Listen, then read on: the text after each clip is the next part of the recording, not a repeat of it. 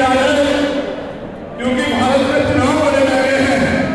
मैं बेटी लेके जाता था, कोई गरीब परिवार का 1 रुपया डालता था, कोई 10 रुपया डालता था, कोई 3 रुपया डालता था, कोई 100 रुपया डालता था, कोई 500 रुपया डालता था, कोई 1000 रुपया डालता था। लेकिन यहाँ पर देश में 1 रुपया की भिखारी को देते थे आदमी 4 लाख रुपया। मेरा पैसा गलत जगह में नहीं लगा, मेरा पैसा किसी गलत काम में नहीं लगा।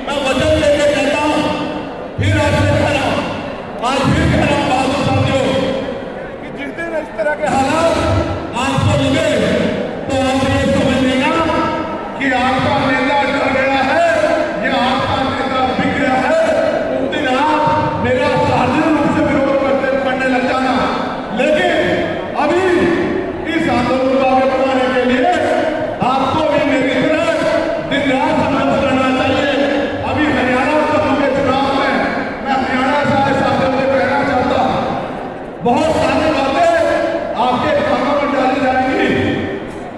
आप ये देखो, ये मुख्य पार्टियां जो जिनको हमारे लोग सत्ता देना चाहते हैं, 2018 में राजस्थान मध्य प्रदेश में कांग्रेस की सरकार बनी है।